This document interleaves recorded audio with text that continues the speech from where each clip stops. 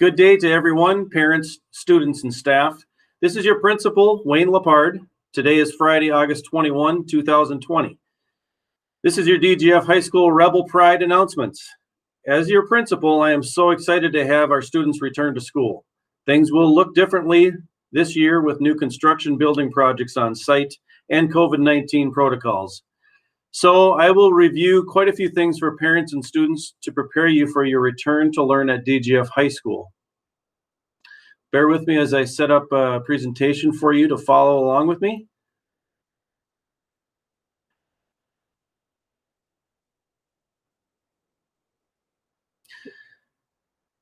So DGF High School's back to school overview and some topics of interest that I'll cover today. One is the reopening plan for our school district. Two, the learning models, whether virtual or on-site. The new daily procedures and expectations at our high school. Our cleaning and sanitization plan. Student supplies that are needed. Overview over the freshman orientation and device pickup. Some new construction information and parking information. So let's get started with the DGF reopening plan. So this is on our school district website, and I'm just going to click on this right here.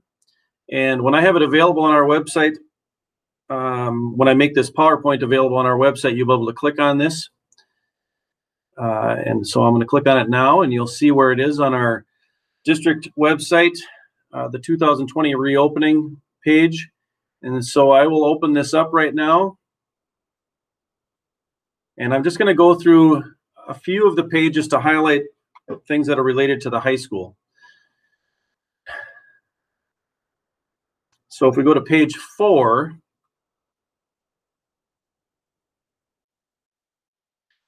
our goal for the district is understanding the unusual circumstances and planning related to COVID-19. The district's primary goals for the 2021 school year will be safely reopening schools and providing a high-quality education. So as directed by the state, planning will focus on 3 possible scenarios. One is a full return of students for in-person learning. A second one is a partial return for students with a hybrid approach that includes distance learning and in-person learning. And thirdly, no immediate return of any students and a continuation of distance learning. So as of on July 30th, the district received specific guidance on how schools must operate this fall from the state.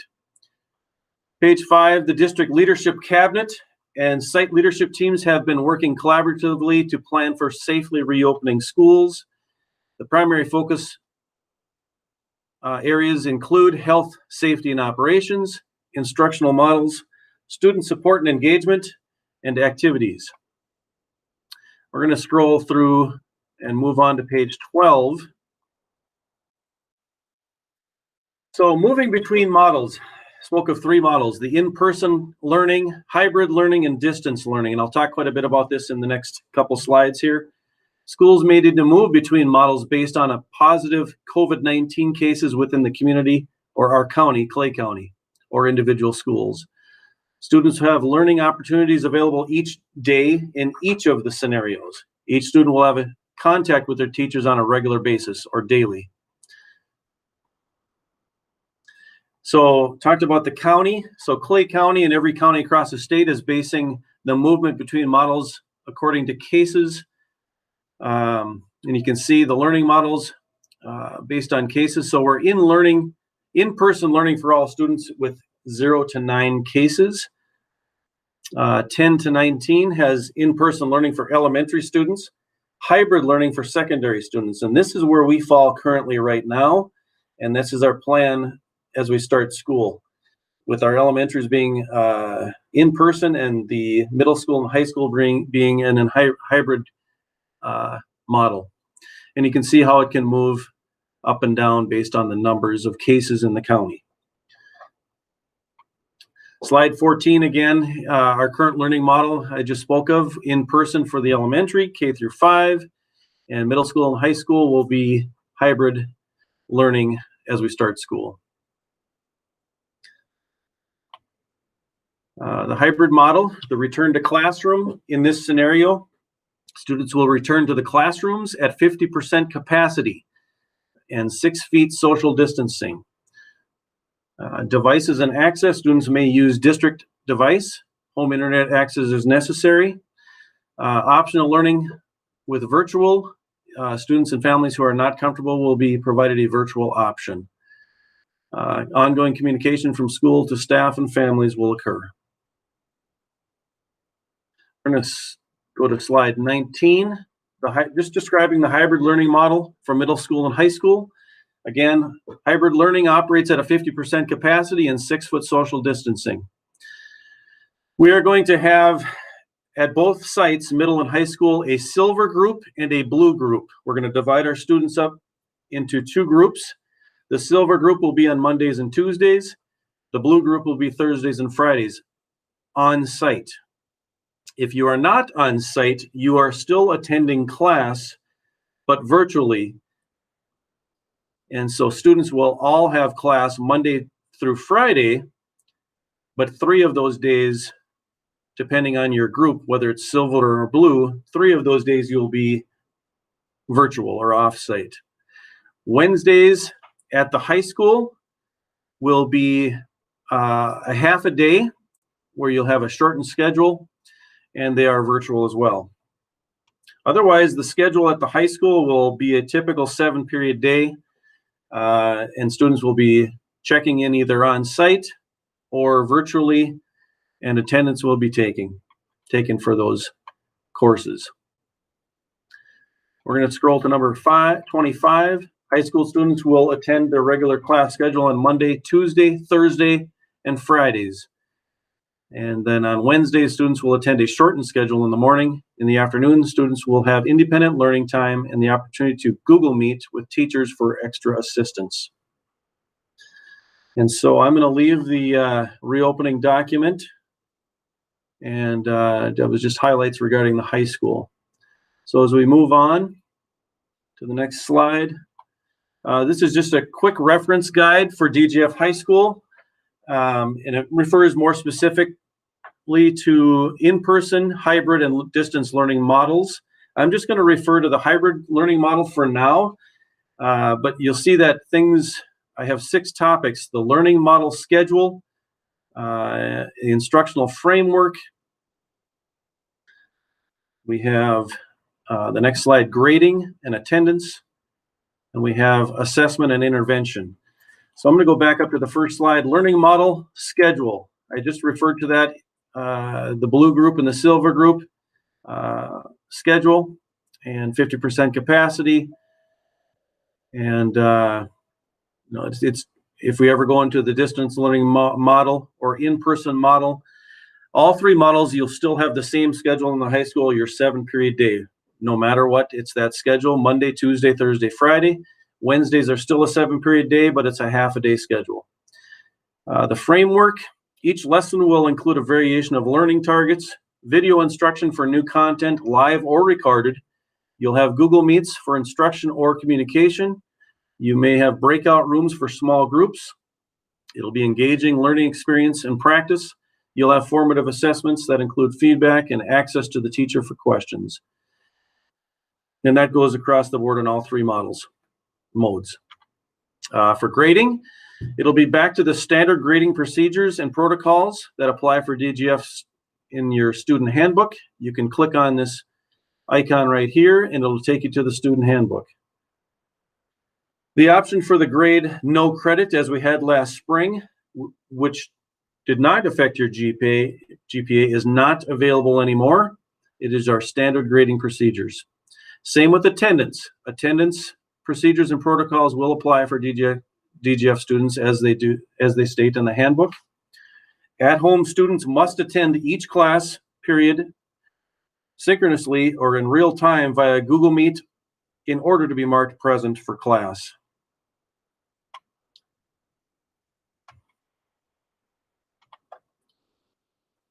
Assessments, MCA tests administered in the spring as scheduled with guidance from MDE, Department of Education. Informal and or formal classroom assessments occur frequently.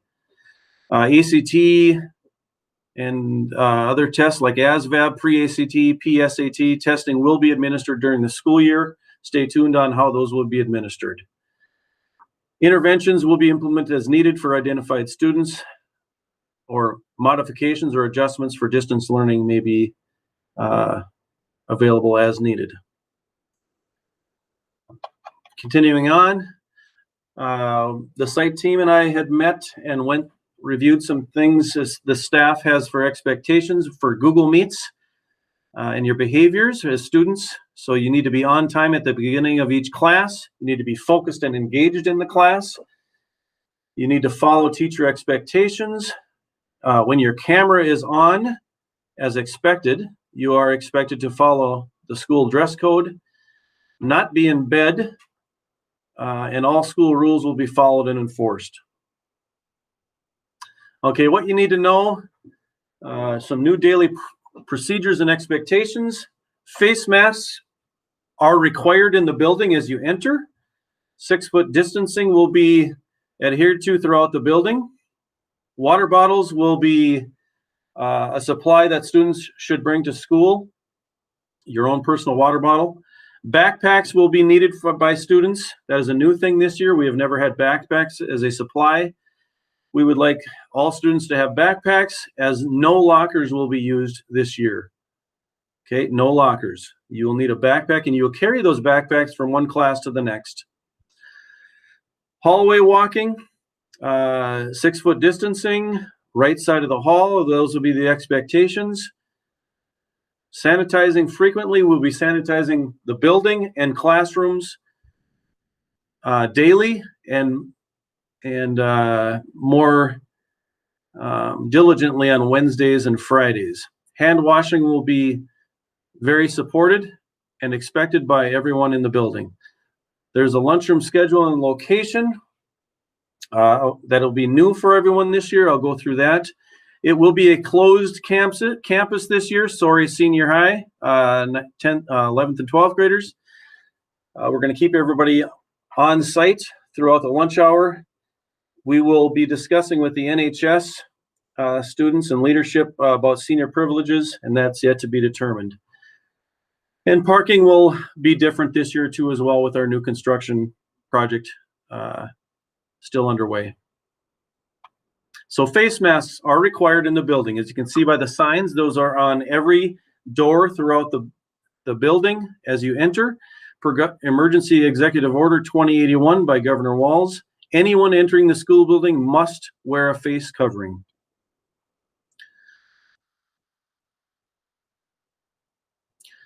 Six-foot distancing, the expectation throughout the school building is that we are 6-foot distancing in classrooms, the commons, the lunchroom, and anywhere else throughout the building. As you can see here, this is a picture of one of the classrooms with 6-foot distancing and the desks. Those sticks are marked with the blue mark. Those are 6 feet apart at the marks, and that's where the desks are. So those are how we're arranging classrooms with 6-foot distancing and the desks at 50% capacity. And there's another picture of a classroom with 6-foot distancing. Okay, in the hallways, 6-foot distancing. You can see the tiles on the floors. The mauve tiles are all 6 feet apart, straight down the hallway. That would be what I would expect students to be doing when you're walking down the hall. You are that far apart from the person behind you or in front of you. On the right and left side, you see the green or the teal. That is 6 feet apart from each other. So as you're walking down the hall, you should be on the far right of the hallway.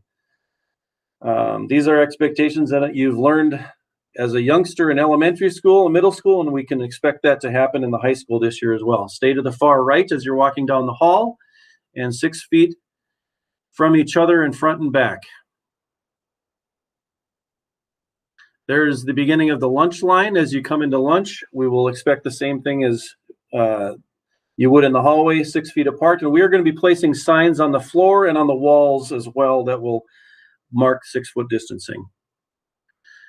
Okay, this is your current commons and lunchroom that you've used in the past. This will be used by the elementary students in Glendon Felton Elementary. This year, only by Glendon Felton Elementary for lunch. And they will be using 6-foot distancing. You can see on the tables, they're marked with black tape. That's the 6 feet mark where everyone will be sitting in the elementary school lunchtime in the commons. Now, these are the tables we will be using for the high school, and they are in the entry at door number 1. We have those tables and chairs, and we will set those up in the elementary gym this year is where we will have lunch for the high school students. So you'll go through the lunch line, receive your lunch, and walk into the elementary gym. And these tables we set up in the gym. As you see right there, it's empty, and the bleachers are pushed in right now, but I set them up, or the custodians and I set them up a couple weeks ago, and that's what it will look like, something like this with the chairs lined up under the tables. 2 chairs at each table, and the bleachers are pulled out. The tables will have tape marks on them for where you sit, and the bleachers already have tape on them. You can see right here the marks where you can sit as they're pulled out. Again, it's a closed campus during lunch hour. I would recommend bringing extra snacks or lunch items if needed in backpacks, because I know high school students get hungry. And again, senior privileges are yet to be determined based on the closed lunch hour concept this year. Okay, sanitizing and disinfecting. This is the disinfectant and sanitizer that we will be using throughout the building and in classrooms. Every class period, we will spray down the desks and chairs at the end of each period, and the doorknobs, and so on. And it takes about 30 seconds for the sanitizer to take effect to kill the germs. On the deep cleaning days, you can see me right there with the sprayer, and that is a deep cleaning fogger, and that will help us clean up even more diligently with Wednesdays and Friday evenings, with a deep cleaning throughout the building, which with further cleaning than we would typically do on the other days. Okay, school supplies. These are the math calculators that you will need, and they're listed on the school supplies, and that's on our district website. So I'm going to click on here right here, and you'll see the supply list, and it's for the elementary, middle school, and high school. So if you scroll down, you will see the high school supply list, and on there, the typical supplies that you would have for a classroom. But I also want to point out, all students will be required to wear a mask. So have a mask when you come to school. We will have extras here if you have forgotten yours that day. Student planner is strongly encouraged. Each student should carry their own water bottle. And remember, I said backpacks. Students will be required to carry a backpack with them, as you will not be using lockers this year. And here are the listed calculators that you will need for the specific courses.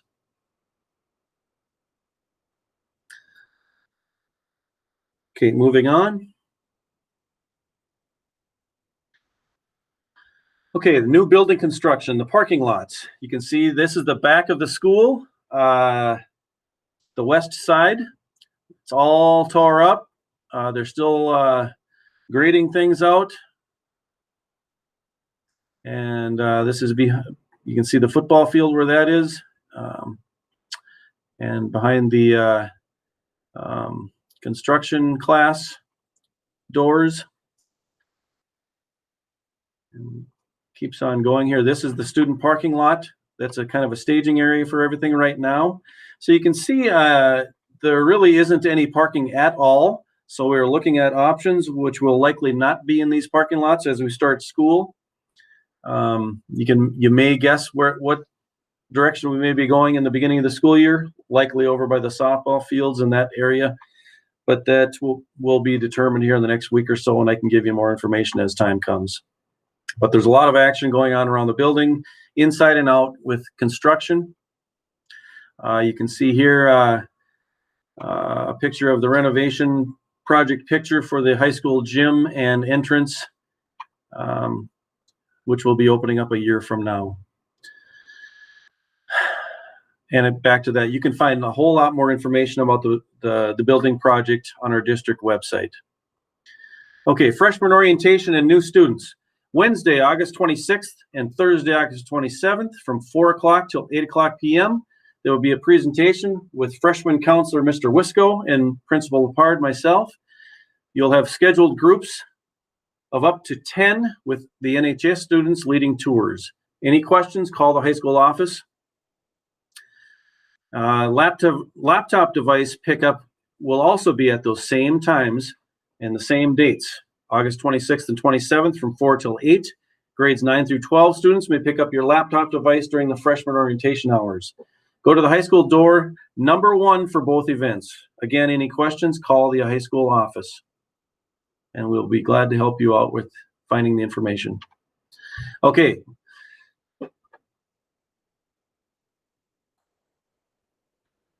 The new Rebel Pride shirts have arrived and are ready for the weekly Pride announcements.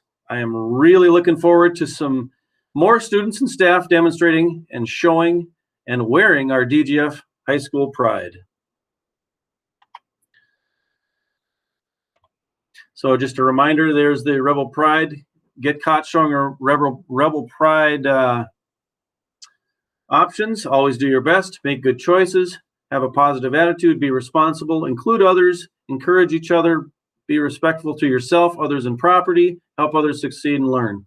Wear school Rebel colors on Tuesdays and Fridays this year. Tuesdays and Fridays because we have the two groups, blue and silver. 2 Rebel Pride shirts and 2 gift cards or certificates will be shared out on Friday drawings every week. Any questions, if you have any further questions at all or need additional information, please email myself, the high school principal, or call my office direct line at 218-477-6844.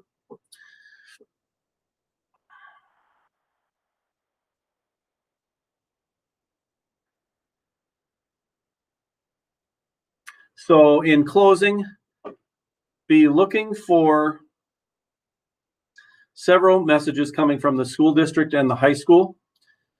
Silver and blue groups will be sent by August 27th. Course schedules and registrations will be available after August 27th.